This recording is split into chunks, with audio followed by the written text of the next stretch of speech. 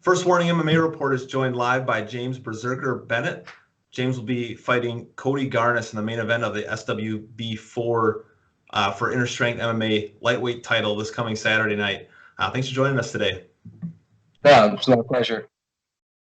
So tell us a little bit more about your sports background growing up and what caused you to give MMA a try. So my background, I started off when I was younger in Taekwondo. So I got really competitive with that. I fell in love with it. I thought it was just the coolest thing in the world.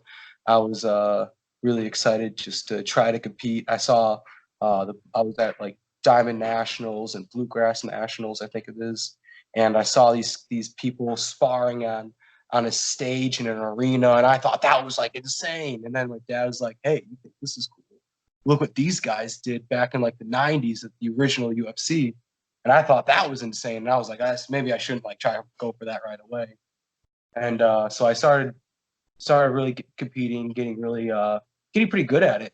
And then I was at this random tournament in Wisconsin for point sparring, and I saw like these people on some like wrestling mats doing pancration, and I was like 11 at the time. And so this my cocky self is like, yeah, I'll totally do this. I can kick anybody's ass. And they're like, well, we don't have anybody your size, so you're gonna have to fight a girl. And I was like, oh, I don't want to do that. I don't want to hurt her. And this girl, she was really experienced, and she was really ready to beat someone up who wasn't ready, and I wasn't ready. And so she kicked my ass. I experienced this leg kick from her, and I was like, oh shit, I don't know what I'm doing now.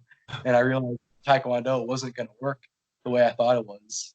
And so that's when I'm going back home, my dad's like, you're going to have to either quit or you're going to have to learn how to fight. And I was like, well, I'm not fucking quitting. And so I haven't been quitting ever since. Excellent. That's a pretty interesting story. Probably something a lot of people don't know. And obviously you're fighting out of Rothwell MMA in Kenosha under current UFC veteran Ben Rothwell. How has that experience been, and what's it like to have that kind of fight experience around you at all times? It is crazy. Because there are some days when he walks in and he's already up at 11, and you're like, oh God, if this guy goes crazy, I'm not stopping him. And so he really can turn the temperature up for the training environment, because he knows that you have to grind. You can't get tired and be like, okay, I'm going to take this round out. No, that motherfucker's going to call you out. He's going to be like, hey, bitch, don't be a pussy. You have to fight. You have to do this. I mean, if you get hurt, obviously, like, he knows he's not an asshole. He's not the kind of guy that's just going to knock you out, but he's going to push you. He's going to put a little bit of weight on you. He's going to make you realize that you're going to have to try if you want to be good at this. And so he really knows how to do a gut check. Good motivation. Oh, great motivation. Yeah, I got to watch him spar. I think it was last weekend at Pura Vida in Milwaukee. Oh, yeah. It was fun to watch.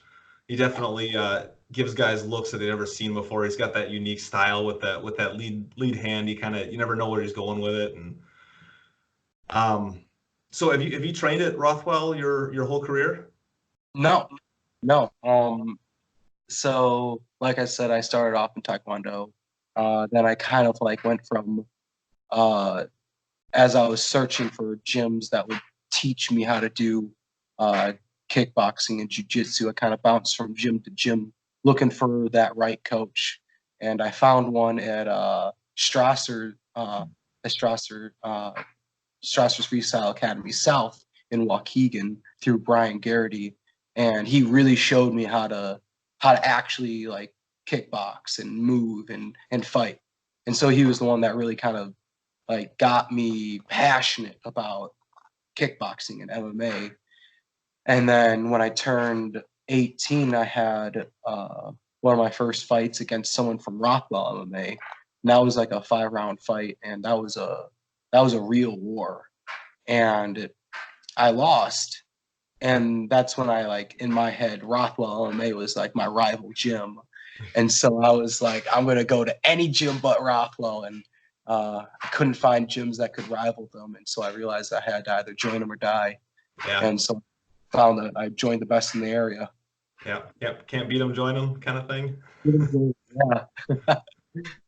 So, and obviously, so Rothwell MMA had a really good showing last weekend at Pure FC 15. James Boknovic won, Cody Lynn won, Von Edwards won, Julian Valencia won. How has the energy been in the gym this week after all those wins? Controlled. Not anybody's. They're not like, oh yeah, I won. I mean, we had that moment, but it was right back to work. I mean, everybody showed up to train again that Monday, except for Julian. He showed up, but he didn't train because he had a longer fight than everybody else, so he needed to take it a little slower that Monday. But I mean, I trained with him today. Yeah, excellent. Everybody's training. Everybody's back to work. That was just a day. That wasn't the whole deal. That wasn't the whole win that we needed. So just looking for more. Yeah, he had a really good showing. So that was impressive. So all four of your wins have come via first round stoppage, if I'm not mistaken. Yes. Do you feel like this is another fight that you can find that early opening to get a quick finish? You know, I don't go into a fight thinking that I'm gonna get first round stoppages, because that's not a healthy mindset. Because I found in my amateur career that when I was expecting that and I didn't get it, it turned into a mental defeat when I didn't need to have a mental defeat. Even if I had won the whole round, I would be like, damn, I didn't beat him, and I had already blown my whole gas tank on him, and now I'm in for a dogfight. So I play my game. I don't expect to go in the second round. I don't expect to go into the second round. But I'm gonna play my game. I'm not gonna rush it. When I see what I see in front of me, I'm gonna do what's best in the moment. Because I've never fought this guy before. Sure, I've seen videos of him, but I can't expect to just buzzsaw through him. I will, but I'm not going to, what's the word? Be overconfident, underestimate. I can't do that. So I'm going to respect him. I'm going to respect the fact that he can finish me too, but he won't.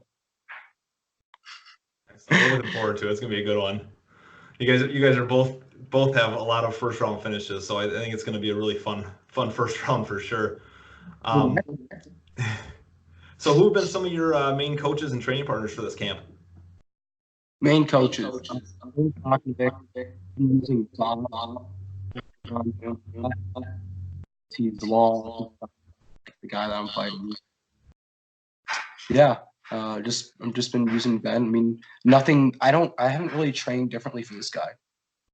I trained for him the way I trained for anybody else. I train, and there's no need to change anything up for this fight. So you cut out a little bit there at the beginning. Who were the first guys you mentioned? James Boknovic has helped me out a lot. Obviously, Ben Rothwell. But a main training partner for me has been Dr. Von, and Tyree Knuckles. Just because those last two, they're southpaw, and they can give me good feedback in how I'm moving with them. Excellent. Are you cutting any weight for this fight at all? Me? Yeah. Not really. Not really. No. I was curious if you were, if that was going well and everything, but I think 5 is going to be my natural fighting weight now, but with this one we moved it up to 55, and so I'm just gonna kind of just like take a nice relaxing like hour in the sauna, and then I'll walk out late. Nice. That's always the best. You're not drained. It seems to work out a little bit better for everybody. So, who do you have in your corner for this fight? I'm gonna have Von and James Boknovic in my corner. Perfect. And what do you think you have to do? We kind of went over this a little bit, but what do you think you have to do to impose your will in this fight and get your hand raised? Be myself. So, not do anything different. Just watch out for the fact that this guy likes to throw kicks.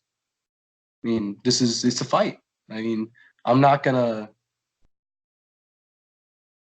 like expect myself to throw a combination because then I'm gonna force it when I shouldn't.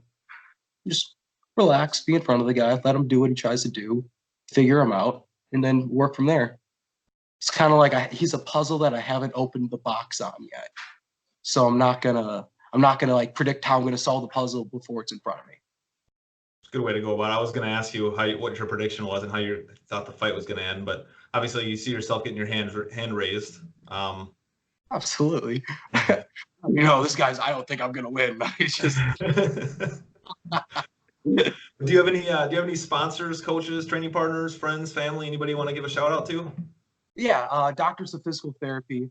Dr. Graz is one of the best manual therapists that I've ever met. He's helped me with every single injury that I've had since I've worked with Rothwell MMA, and he's really brought me back faster and stronger every time. So it's awesome to work with him. And I always love to shout out to them. Fight Club 29, Sergeant Major Mark Galecko. He ran that fight club. He really gave me a home when I was in comm school for the reserves, and so that really allowed me to stay moving, to stay thinking about this game while I couldn't in the Corps. So it was really cool to be able to work with him for that year, and he actually helped me a lot, and he was great to train like a Marine and train like a fighter at the same time. Excellent. Well, yeah, we're really looking forward to this main event on Saturday. We really appreciate you taking the time out. You're busy with training and everything like that. So yeah, we really appreciate you taking the time to talk with us today, and look forward to the main event Saturday night. We'll see you then. Awesome. See you then. All right, man. Take it easy.